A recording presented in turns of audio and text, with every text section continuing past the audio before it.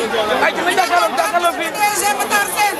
di kontaan ci sunu ministre Balla Moussa Fofana parce que président Ousmane Sonko jàppale nañ ñu ci ay moyens ba amuñu benn problème ci àll bi maa ngi nuyu coordinateur yi nga xamante ne dinaa nekk ci département bu Diourbel di leen xamal ne la àll bi yëpp bataille nañu pour jox la majorité président Ousmane Sonko incha allah rabi dina gis ci Diourbel rek loo xam ne kenn mësu koo gis dama ni door yi leer na dama ni jigéen ñi bataille nañu bàcc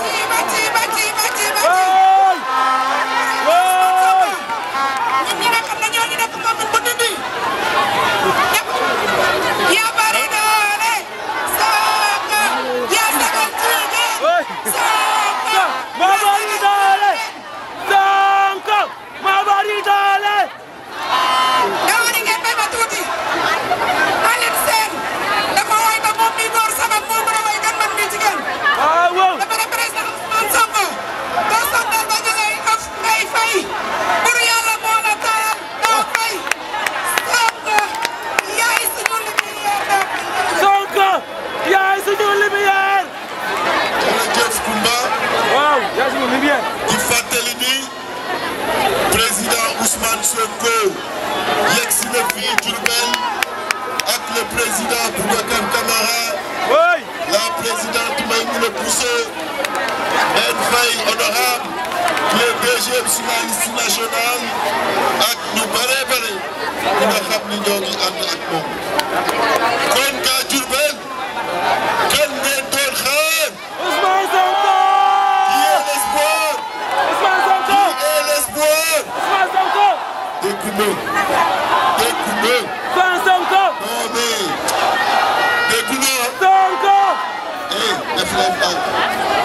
def leen naan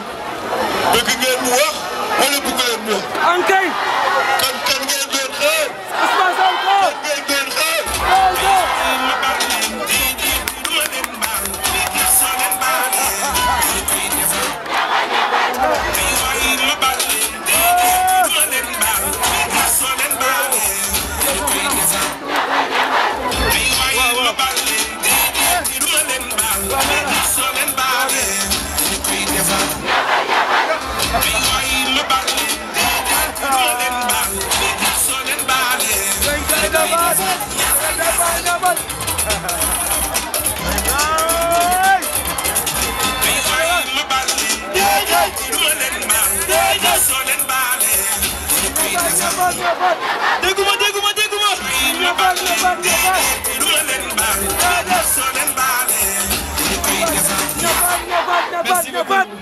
jërëjëf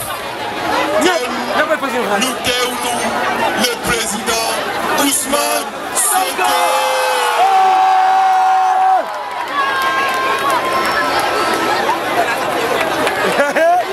jàkkaarloo fii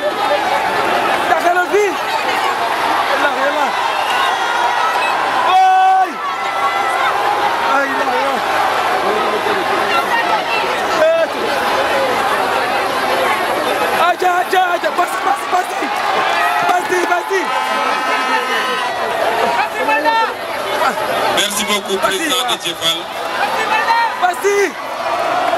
Mbokki Njaareem assalaamu aleykum. Wa aleykum salaam wa rahmatullahi wa barakatuh.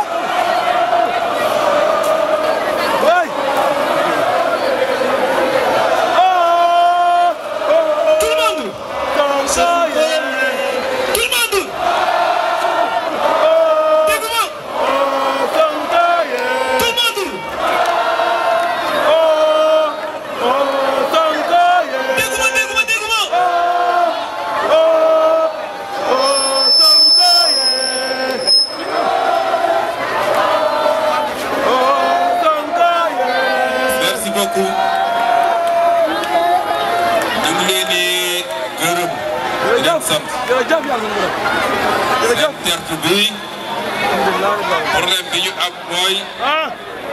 defe naa président Déthié mënatul établir benn grille buy permettre ñu départager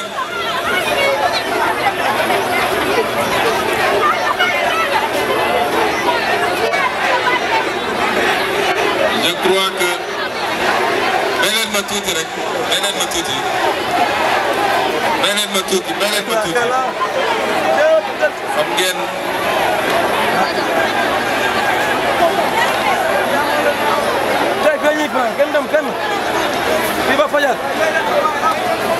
xam ngeen campagne bi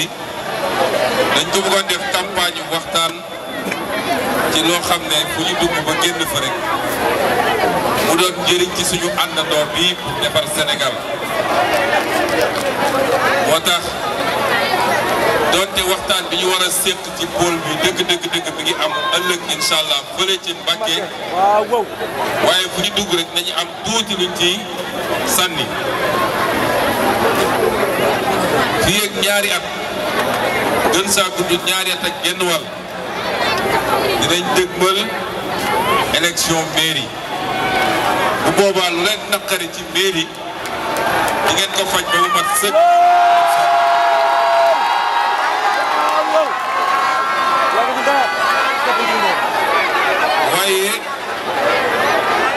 waaye li ma leen mën a gaaral rek li nga xam ne mun naa ko wax mu leer fu ñu jaar yëpp ñu wax ko fa daan ko wax ba ñuy nekk opposition ba tey yàlla teg réew mi suñu loxo mooy réew mi juuj jaaj jeex na fi tag mooy réew mi dina tegu ci jub ak jubal ak jubal ci mu jub xoj mais li ma bëgg a waxtaan ak yéen du gàtt la gis ngeen campagne bi yàllaa ko andi ci période bii li tax ma wax ko mooy dañoo liggéey lu am solo tuddee ko vision 2050 ñu teg ci 15 jours wala 20 jours campagne bi taxaw ñun biñ koy def ñu ngi doon wax vulgarisation mooy li ñuy def ba sénégalais jot ci lii campagne bi ñëw nag doon une bonne tribune pour ñu mën a waxtaan ak yéen ci loolu waaye balaa may dugg ci loolu damay fàttaliku rek fii juróom-ñaari at ci gannaaw en 2017 wala juróom-ñetti at maximum ci la ñu njëkk a ñëw campagne fii waaye Matar Sène suñu campagne booba wute naa campagne bii ndax bi ñu dugg see Diourbel ci jamono jooju dañ doon wër di seet fu ñu gis grand place rek ay nit yu daje toog di waxtaan rek ñu ne nañu taxaw fii waxtaan ak gars yi peut-être dinañ ñu xàmme noonu lañ ko jàppee ba guddi fekk ñu fii ñu dem fanaan kër Matar Sène daal di xëy dem waaye amoon nañu jort ni dugg bi ñu dugg Diourbel waa Diourbel yéeguñu sax ni candidat dugg na fii. dëgg la ba ñoo xamutoon rek. kon suñu ñëwee ba tey 2024 ba gëm ne bu ñu ñëwuloon sax bu ñu ñëwuloon ñi ñu fi teewal bu ñu wootee ngeen wuyu si leen. waaw. loolu li muy wane mooy évolution bi am ci combat wu Pastef à travers tout le Sénégal ndax ni ma wax fii Njaareem moom ngay fekk feneen ak feneen bi ñu dooree campagne ba léegi loolu lu ñu liggéey na liggéey ko ci tey ak dal liggéey ko ci wane lan mooy suñu différence ak li ñu fi fekkoon ci ay acteurs politiques liggéey ko ci nekk ci wetu askan wi di leen wax dëgg di leen wax luy defar réew mi waaye di dénoncer toujours luy yàq réew mi Sénégalais yi dañoo toll foo xam ne gëm naa ni ci peuple yi gën a yeewu ci seen ci àdduna comme Sénégalais ci la bokk. loolu nag dafa mel ni bëri na ay acteurs politiques yu ko comprendre wul ndax la may wax rek waa boor bële ñaari camp lañu yi nga xam ne mës nañoo am ay responsabilité ci réew mi te randal alal réew mi jaay intérêt réew mi ñooñu man dama toog ba si yàgg ma ne ñooñu bu ñu demee seeti askan wi lan lañ leen di wax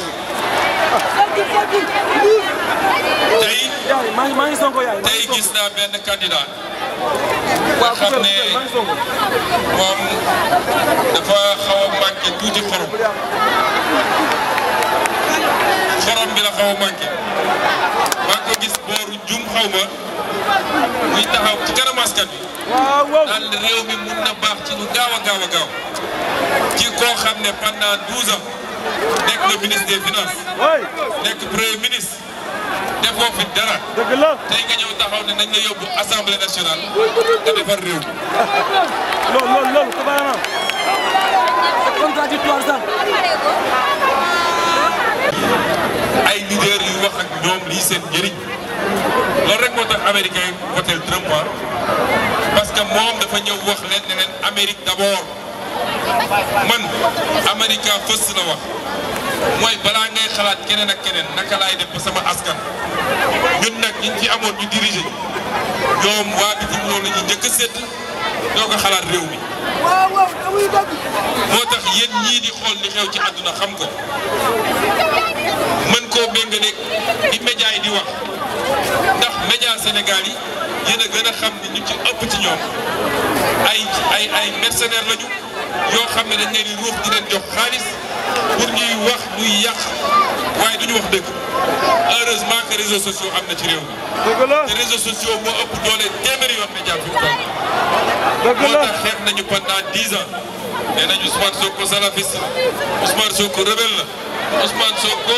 ay étranger ñoo koy financé lu ne wax nañ ko waaye média réseaux sociaux yi duñu fenn ci suba gars yi génn weddi ko le soir loolu laa bëgg ngeen continuer ci liggéey boobu waaye ngeen xam ni nag nekkatuñu opposition ba ngay ne opposition da nga doon nekk ci position défensive mooy dañ lay song nga défendre sa bopp léegi ñun ñoo yor lenge gi boole koog li ñu yoroon ci opposition mooy cette formidable force de la jeunesse moo tax gars yi du ñu seen morom tey du ñu seen morom ëllëg te le 17 novembre dañu xam ne du ñu seen morom moo tax comme nekkatuñu opposition nag comme nekkatuñu opposition ñun ñoo takk càq bi dama bëgg léegi seen force boobu ngeen am ci réseaux sociaux yi ngeen orienté ko ci bësal programme bi nga xam ne moom la ñu teg bësal liggéey bi ñuy liggéey waaye yee Sénégalais yi nga xam ne dese nañu yeewu ñenn ñi te bëreetuñu loolu la ñuy xaar ci yéen léegi est-ce que pare ngeen ko. yàgg na. jeunesse de Ndiarème jeunesse du Sénégal population de Ndiarème mën naa leen jox benn garantie fii ci nii wala ci nële wallahi yàlla mi ñu tiim on va réussir à transformer ce pays.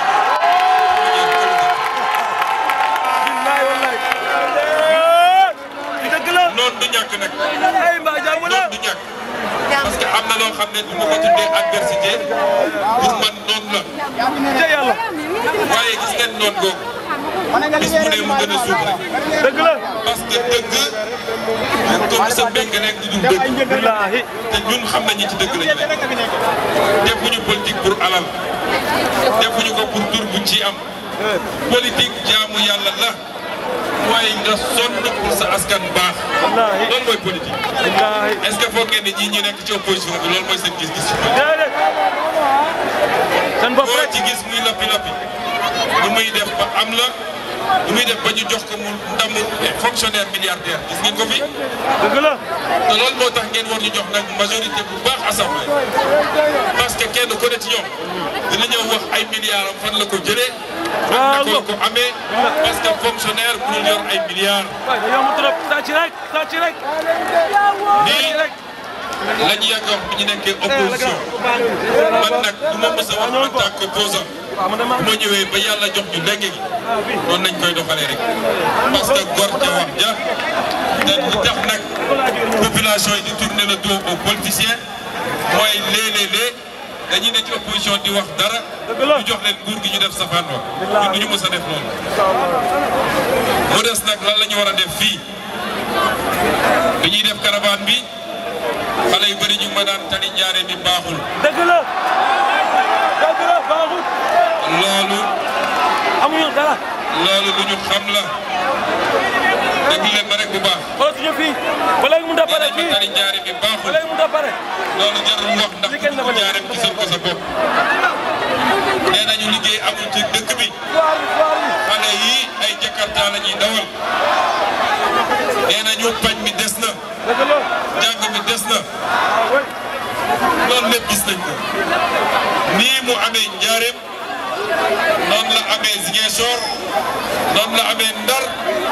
noonu la amee Louga noonu la amee feneen ak feneen kon ñu xam ni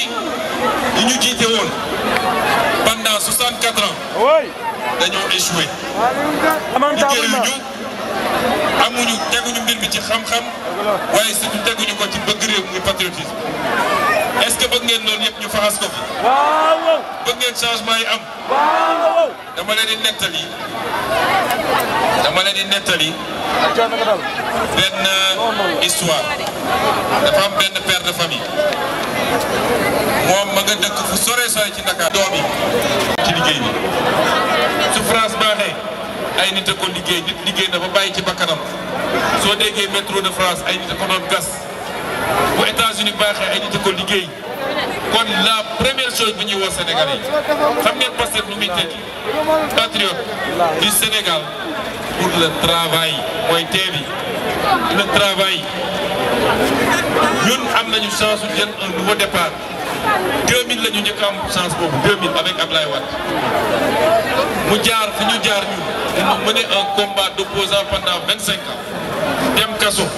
mu ne mu daj ko ci ba première alternance am ñëpp am yaakaar waaye déception am ca au bout moo tax au bout de 12 ans sénégalais yi sanctionné ko deuxième alternance bi nag pour man accident de l'histoire rek la woon waaye ñoo ngi doog a am la vraie deuxième alternative boobu nag ñooy ànd liggéey bi fii ci Njaaréem xam ngeen li fi am ci potentiel agricole muy mbay mi rawatina gerte gi ku leen gëmloo ni gerte gi baaxul rek da leen di nax gerte mooy loo xam ne amul luñ ciy sànni xott bi dañ koy def saabu ak yeneen produit gerte gi mun nañ ko def li ñuy lekk mun nañ ko def digga dege waaye Sonacos bii nekk à côté ak Copéol ak yeneen xam ngeen ni gerte gi moom la ñuy defee diwlin te l'huile d'arachide bokk na ci ñetti diwlin yoo xam ne moom la ñu ne moom rek nga mënee def les longues cuissons kon loolu rek mën na développer Njaaréem waaye ñu privatiser woon Sonacos jox ko Abbas Jaber deful investissement yi mu war a def ba dellu suñu delloo ko 3 milliards am mu dem yoonam loolu moo tax tey Sonacos nekk ni mu mel waaye gis ngeen bi ñu toogee ba léegi directeur général bu bees bi ñu fi teg mi ngi def liggéey bu mucc ayib mais loolu départ kese la li ñu def ren ci mbay mi ci ji bi ak ci engrais yi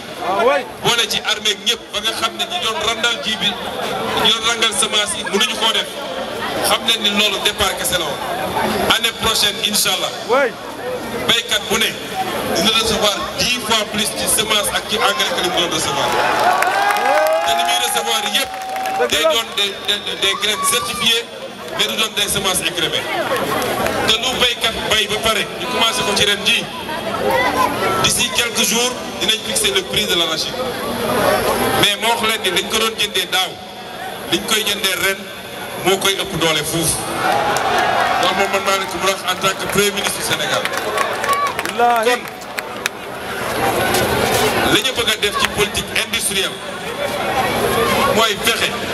ba lépp lu ñuy liggéey fii ci biir réew lu ñuy bay ci biir réew dégg ngeen problème mu ndox bi dégg naa fi sax am na benn commune ndox mu naqari la yore bu ndoxam naqari Gadde Escale dégg naa ndox sax amuñu ko mais yéen premier programme bi ñu lancé lan la du le grand transfert d'eau pour que ñu régler définitivement problème mu ndoxu Njaaréem problème mu ndoxu Touba Mbacké problème mu ndoxu Thiès problème mu ndoxu Mbour ak problème mu ndoxu Dakar lancé nañ ko retenir nañ entreprise bi c'est des centaines et des centaines de milliards waaye jar na ko parce que ay nit boo leen mënul jox ndox bu ñu naan soo leen diggee développement waruñu laa gëm su ma doon wax dinaa wax ba fajar mais loolu lépp nañ ci waxtaanee ëllëg incha allah fële ci meeting bi ñuy def à Mbacké te gëm naa ni ñu bëri ci yéen dinañ ñëw. waaw kenn ci man. waaye nag bu ñu weesoo loolu.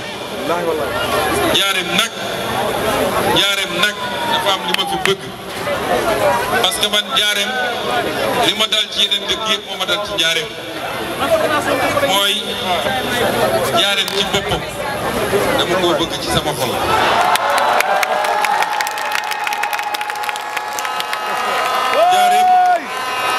Njaareem dëkku culture la dëkku diine la may nuyu kilifa diine yi fi nekk yëpp kilifa Baye Fall yi kilifa toogal xalif général Mouride ak képp ku fi kilifa maa ngi leen di ziar dëkku diine la dëkku culture la dëkku économie la dëkku liggéey la waaye Njaareem dëkku résistance la. alors directeur. ndax Cheikhul Khadim ñëpp xam nañ ni fii lañ ko téye ay at.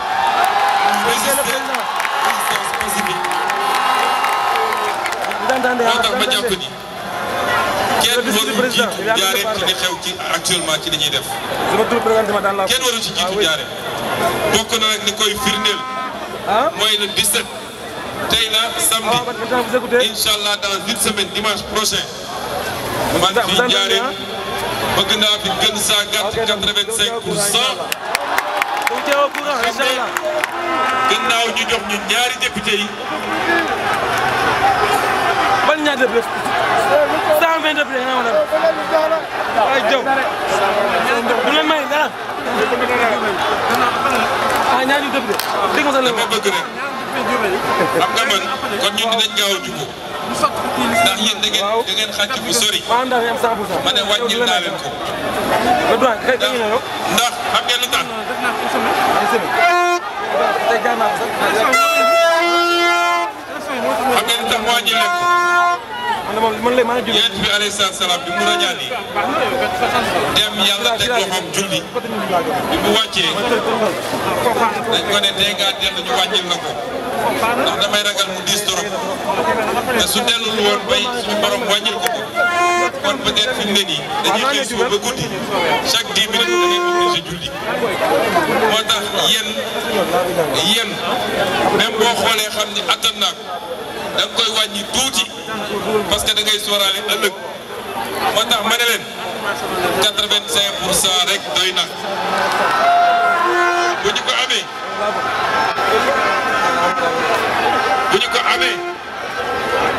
amee dañu ko am incha allah. est-ce que yéen waa Njaareem bëgg ngeen juróomi at yii ñu jëm ñu war a dem toogal assemblée waa Njaareem doon beneen bu dul liste Pastef. bokkuñu ko. Sénégal yëpp tànn liste Pastef ñu ne ko fa toogal Njaareem moom waa bor bu ne la bokk est-ce que loolu bëgg ngeen. kon su ngeen ñu joxee 85%. non seulement dinañu am ñaari député yi. muy Aliou Sène mii nga xam ne ci membre fondateur parti bi la bokk. waaye muy Soxna Koumba Ndiaye moom it. waaye yéen liste nationale bi di ngeen ko dooleel. di ngeen permettre amaana Njaareem sax amaat benn wala yeneen ñaar député yoo xam ne ci liste nationale bi lay Ndongo Diop mii nga xam ne xam ngeen taxawaayam ci xeex bi. jàpp nañ ko kaso. lu ne dañ na ko ci. su ñu amee 85% fii. am ko feneen xam ngeen ni Ndongo Diop dina dem assemblée nationale.